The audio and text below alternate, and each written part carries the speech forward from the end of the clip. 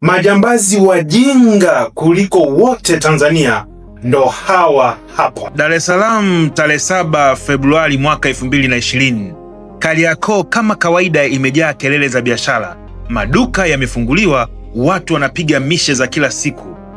Lakini muda huo huo kulikuwa na gari moja la G4S kutoka benki ya NBC Kariakoo na kwenda NBC Samora.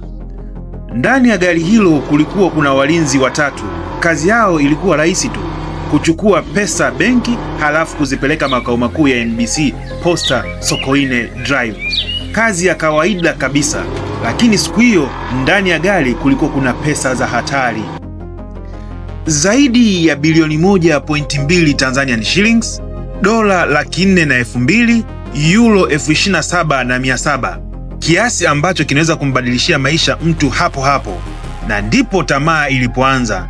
Ndani ya gari, dereva Christopher Lugemalila akasema kwa sauti ya chini, "Jamani, hizi hela ni nyingi, tukipotea nazo nani atajua?" Dakika chache tu maamuzi yakafanyika. Mpango wa wizi ukaanza hapo hapo ndani ya gari la kusindikizia fedha. Badala ya kwenda NBC Posta kama walivyoagizwa, gari lilibadilisha njia likaelekea Temeke, maduka mawili karibu na kituo cha mafuta cha Kemo.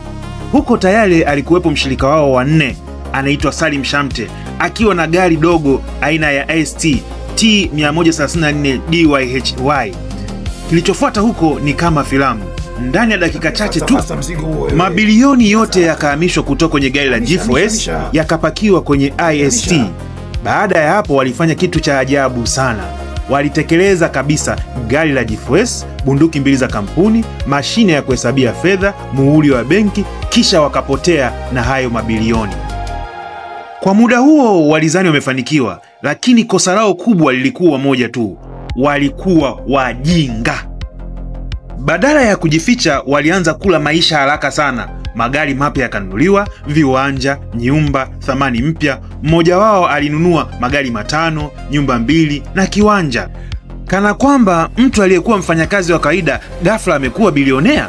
Dar es Salaam sio mji wa siri sana. Ukianza kuonyesha pesa ghafla, watu wanaanza kuuliza, huyu kapata wapi hela? Na polisi wakaanza kuuliza hilo hilo. Baada ya taarifa kufika, jeshi la polisi kanda maalum Dar es Salaam liliunda kikosi kazi. Upelelezi ukaanza kimya kimya. Siku 10 baadaye, mtu wa kwanza akadakwa.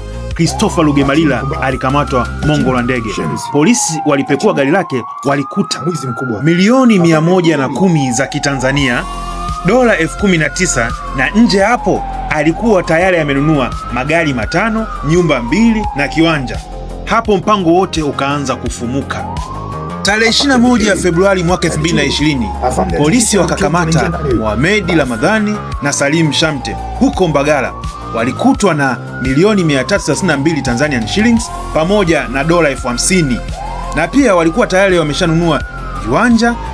Siku chache baadaye, mtu wa mwisho Ibrahim Maunga naye akadakwa.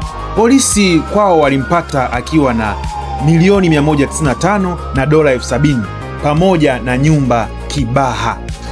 Bongo tu. Lakini wakati polisi wanafuatilia kesi, ikatokea ghafla kashfa nyingine ya kushangaza. Baadhi ya askari walikuwa kwenye upekuzi walishindwa kujizuia, nao wakaanza kuiba pesa ambazo zilikuwa zinapatikana kwa watuhumiwa. Matokeo yake, askari 9 walikamatwa kwa kukiuka maadili, wizi wakati wa kazi. Na haya yalitokea baada ya watuhumiwa kulalamika, jamani, pesa mlizo tukamata nazo ni ndogo, nyingi zimeibiwa na maaskari.